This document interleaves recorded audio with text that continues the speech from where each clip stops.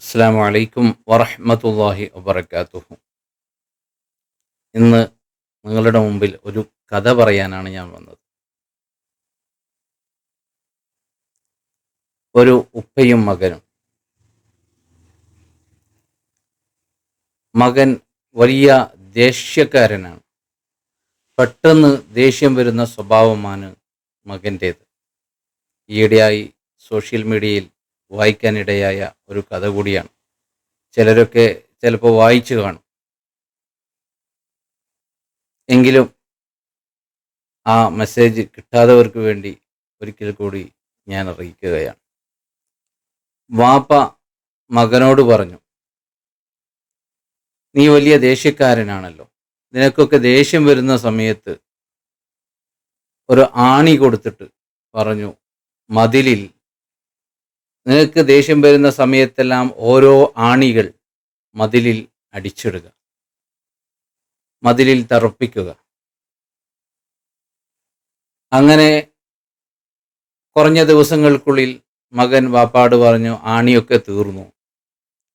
അപ്പോൾ വാപ്പ പറഞ്ഞു, ഇനി ദേഷ്യം വന്ന് അത് തണുക്കുന്ന സമയത്ത്, നീ കൂളാകുന്ന സമയത്ത് ആ അടിച്ച ആണികളൊക്കെ പെറുക്കിയെടുക്കുക, തിരിച്ച് പറിച്ചെടുക്കുക.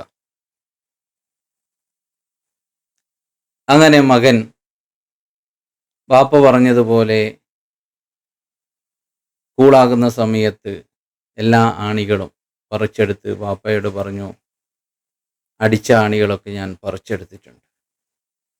അപ്പോൾ വാപ്പ പറഞ്ഞു, നീ ആണി അടിച്ച സ്ഥലം ഒന്ന് നോക്ക്, എന്നിട്ട് ആ സ്ഥലത്തോട് പോയിട്ട് സോറി പറഞ്ഞു, മാപ്പ് പറഞ്ഞു. എന്നാൽ നീ ആണി മൂലം ഉണ്ടാക്കിയ ആ പാടുകൾ, ആ വോൾസുകൾ, കറകൾ മാഞ്ഞു പോകുമോ? വളരെ ചിന്തിക്കാൻ ഉപകരിക്കുന്ന ഒരു മെസ്സേജാണത്. നാം ദേഷ്യം വരുന്ന സമയത്ത് പരിസരം ശ്രദ്ധിക്കാതെ, സാഹചര്യം ശ്രദ്ധിക്കാതെ, ആളും തരവും നോക്കാതെ ദേഷ്യപ്പെടുകയും പിന്നീട് ചെറിയ ഒരു സോറി പറച്ചിലൂടെ എല്ലാം തീർന്നു എന്ന് വിചാരിക്കുകയാണ്. യഥാർത്ഥത്തിൽ ചില നിർബന്ധ ഘട്ടങ്ങളിൽ ചിലർ അത് ക്ഷമിക്കുന്നു, പൊരുത്തപ്പെടുന്നു. എന്നാൽ നാം ഉണ്ടാക്കിയ മുറിവുകൾ ഒരിക്കലും അത് മുറിഞ്ഞു പോവുകയില്ല.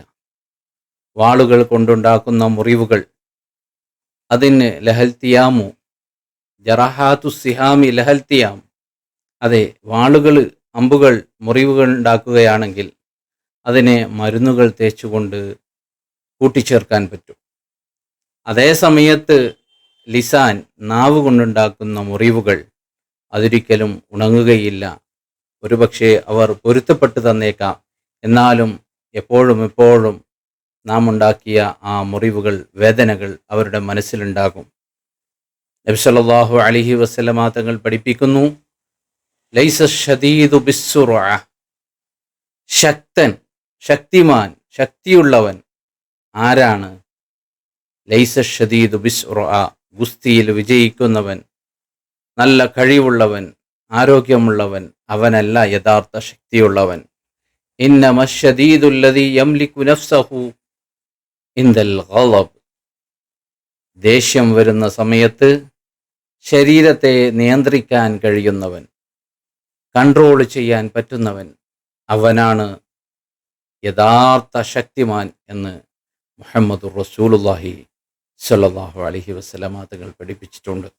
പ്രിയപ്പെട്ടവരെ, നമ്മുടെ ജീവിതത്തിലെ ഓരോ ദിവസങ്ങളും നാം ഒന്ന് വീക്ഷിക്കണം, നാം ഒന്ന് കണക്കെടുക്കണം. നാം ജീവിതത്തിൽ പെട്ടെന്ന് വലിയവർ, ചെറിയവർ, ഉസ്താദുമാർ, അധ്യാപകന്മാർ, അങ്ങനെ നമ്മുടെ ജീവിതത്തിൽ ഇടപെടുന്ന കുടുംബക്കാർ, അയൽവാസികൾ, പലരോടുമായി അനാവശ്യമായ ഘട്ടങ്ങളിൽ ദേഷ്യപ്പെടാറുണ്ട്. നമ്മുടെ അയൽവാസികളൊക്കെ കേട്ടു നിന്ന് ചിലപ്പോൾ നമുക്ക് ക്ഷമിച്ചു തന്നിട്ടുണ്ടാകാം. പക്ഷേ നാം പറഞ്ഞ വാക്കുകൾ പലപ്പോഴായും അവരുടെ മനസ്സിൽ അങ്ങനെ തന്നെ പതിയിരിക്കുന്നുണ്ടാകും. അതൊക്കെ നമ്മളുടെ വിജയത്തിന് വലിയ തടസ്സമായി തീരും. അതുകൊണ്ട് നമ്മുടെ ബുദ്ധി സംസാരത്തിന് മുമ്പ് വരികയും ആദ്യം ചിന്ത പിന്നെ സംസാരം എന്ന ലെവലിലേക്ക് നാം ആയിത്തീരുകയും വേണം. ആദ്യം ചിന്തിക്കുക, എന്നിട്ട് സംസാരിക്കുക. സംസാരിച്ച് കഴിഞ്ഞതിന് ശേഷം നാം ചിന്തിച്ചിട്ട് ഒരു കാര്യവുമില്ല. അതിന് പിന്നെ നമ്മൾക്ക് തിരിച്ചെടുക്കാൻ പറ്റുകയില്ല.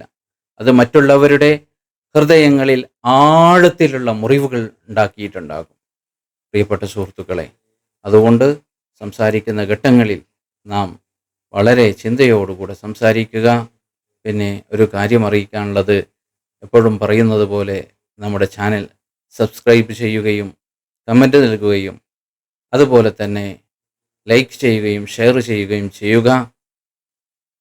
അല്ലാഹു സുബ്ഹാനഹു വ തആല ദേഷ്യം വരുന്ന സമയങ്ങളിൽ ബുദ്ധി ഉപയോഗിച്ചുകൊണ്ട് കൺട്രോൾ ചെയ്യാൻ നമുക്കൊക്കെ തൗഫീഖ് നൽകുമാറാകട്ടെ.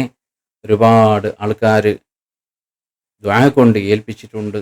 അവരുടെയൊക്കെ ഹലാലായ ഉദ്ദേശങ്ങൾ അല്ലാഹു പൂർത്തീകരിച്ച് നൽകട്ടെ. പ്രത്യേകിച്ചിട്ടും കടക്കണിയിൽ അകപ്പെട്ടുകൊണ്ട് വീട് ജപ്തി ചെയ്യുമെന്ന് പറഞ്ഞ ഒരു സഹോദരി പ്രത്യേകം ദുആ ചെയ്യാൻ അറിയിച്ചിട്ടുണ്ട്. വലിയ വിഷമത്തിലാണ് ഉസ്താദേ എന്ന് പറഞ്ഞിട്ടുണ്ട്. അല്ലാഹു സുബ്ഹാനഹു വ തആല അവരുടെ പ്രയാസങ്ങളൊക്കെ മാറ്റിക്കൊടുക്കുമാറാകട്ടെ. തീർത്താൽ തീരാത്ത ഖജനാവിൻ്റെ ഉടമസ്ഥനായ റബ്ബ് അവർക്ക് ആവശ്യമുള്ള അനുഗ്രഹങ്ങൾ നൽകി അനുഗ്രഹിക്കുമാറാകട്ടെ. നമ്മുടെയും മറ്റും നാമുമായി ബന്ധപ്പെട്ട എല്ലാവരുടെയും എല്ലാ പ്രയാസങ്ങളും അല്ലാഹു തീർത്തു തരുമാറാകട്ടെ. ആമീൻ. അസ്സലാമു അലൈക്കും.